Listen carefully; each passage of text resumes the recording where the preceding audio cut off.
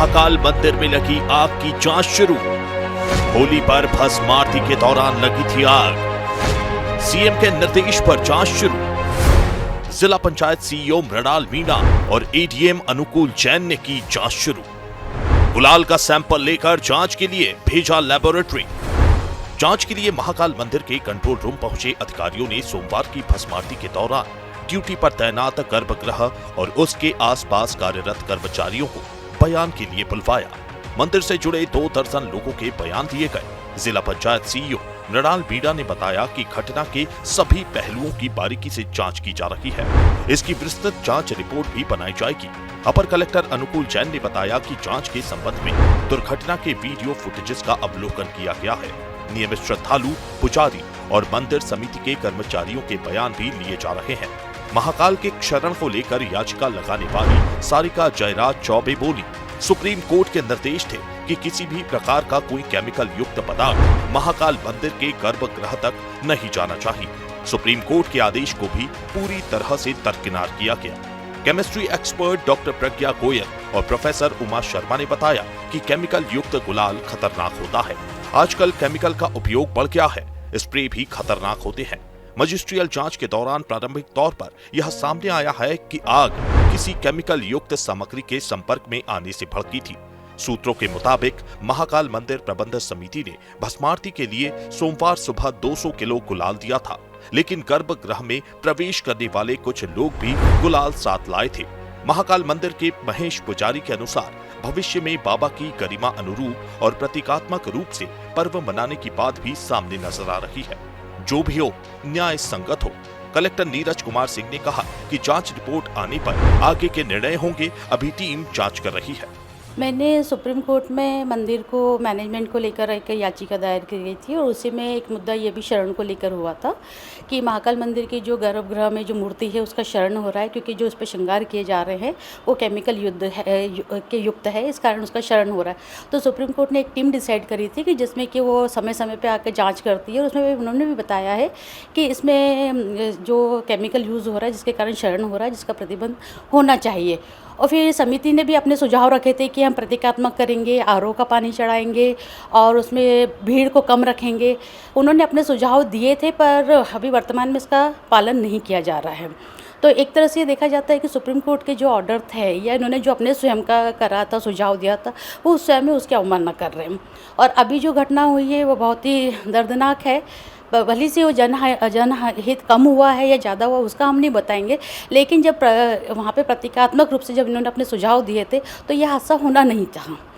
और अगर ये रंग गुलाल का जो है तो मंदिर प्रांगण में भी खेला जा सकता था, और अगर वहाँ पे खेला और काफ़ी दर्शनार्थी में आते हैं, ये तो कुछ लोगों पे 14 लोगों के अगर ज़्यादा हो जाता तो उसका जवाबदार कौन होता?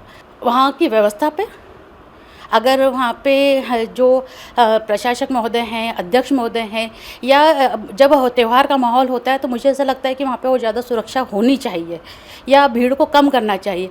जब आए दिन हम देखते हैं तो वहाँ पे भीड़ों की संख्या होने के बावजूद भी ये घटनाएं नहीं होती है, पर त्योहारों के दिनों पर इनको सुरक्षा प्रदान करनी चाहिए। और मुझे जहाँ तक ऐसा लगता है कि प्रशासक महोदय जो हैं उन पे जवाबदारियाँ 2 पद की है, क्योंकि वो विकास प्राधिकरण से भी हैं और अध्यक्ष पौधे भी हैं, तो उनकी जवाबदारी को डिवाइड करना चाहिए। या तो मंदिर में ऐसी व्यवस्था करनी चाहिए कि समय समय पर, कि सुबह 4 बजे से लेकर रात के 11 बजे तक खुलता है, तो 3 प्रशासक ऐसे होना चाहिए कि जो अपनी अपनी व्यवस्था को वो देख सकें। हाँ, उनको निर्देश देना चाहिए, क्योंकि ये समिति के ही सुझाव थे सुप्रीम कोर्ट में जो दिया था कि हम प्रतीकात्मक करेंगे, आरओ का करेंगे और केमिकल युक्त पदार्थ का यूज़ नहीं करेंगे। और मुझे ये कहना है कि अगर मंदिर में भी आज हम भी अपने घर में कोई आता है तो हम अपने घर से बाहर चले जाते हैं कि हमारे घर में भी हमारे इलेक्ट्रिक सामान है, सब तो कोई घटना न घट जाए, तो इसका भी इनको ध्यान रखना चाहिए था। जिम्मेदार तो हम यही कहेंगे कि वहाँ की व्यवस्था को देखना चाहिए। और जो सुप्रीम कोर्ट के जो टीम आके बार बार बता रही है, तो इसका पूरी तरह से प्रतिबंध होना चाहिए, चाहे वो श्रृंगार के रूप में हो, चाहे वो इस तरीके से हो। स्प्रे तो जितने प्रकार के और जितने ब्रांड के स्प्रे अवेलेबल होंगे उनका सबका अलग अलग कंटेंट होगा, जो स्प्रे पे ही वो लोग देते हैं लिख के।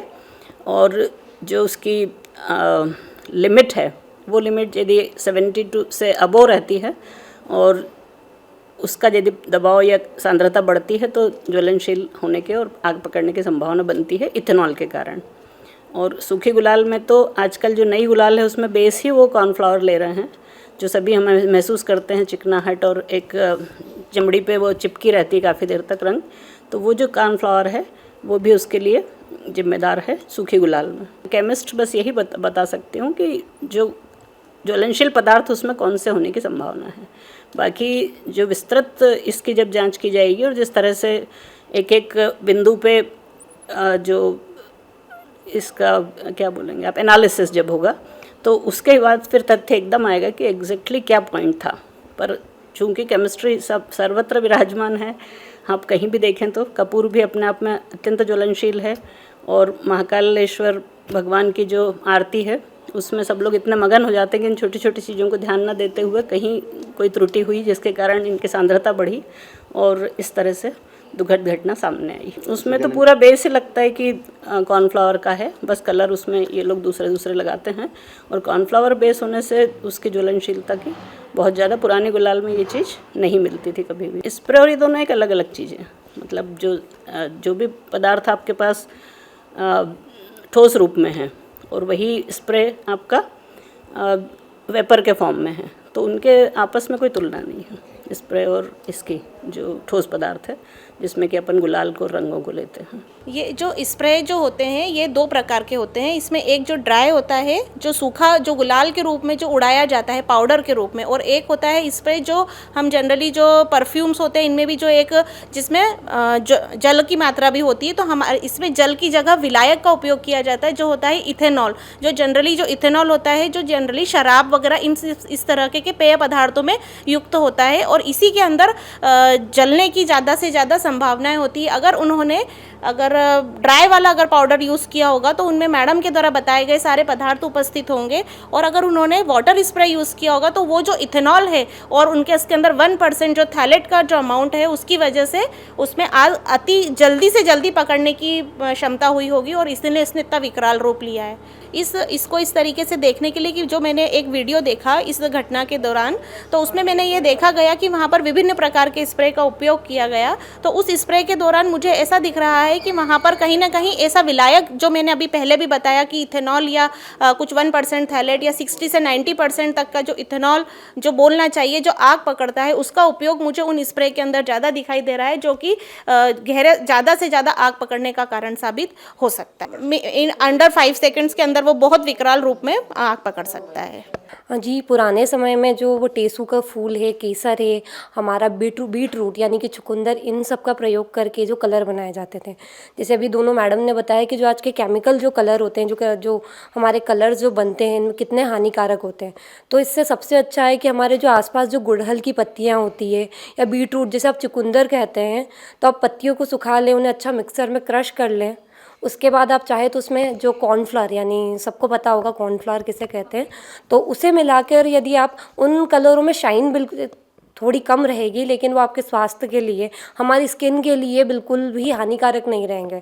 तो बहुत से केमिकल ऐसे भी होते हैं जो आपको, जिससे स्किन कैंसर, आप जैसे देखते हैं, अगर हम लोग भी होली खेलते हैं तो होली खेलने के बाद आपको पता रहता है बर्न्स हो जाते हैं चेहरे पे, रैशेस हो जाते हैं, कुछ लोग नशा चढ़ता है। आपने सबसे ज़्यादा देखा होगा होली खेलने के बाद एक नशा सा चढ़ता है, आंखें आपकी भारी होती है, लाल होती है। तो ये सारी चीज़ें किसकी वजह से होती है? हम जो जितने भी उसके अंदर, जो हमारी दोनों मैडम ने बताया, जो केमिकल्स उसके अंदर प्रेजेंट होते हैं उनकी वजह से होती है।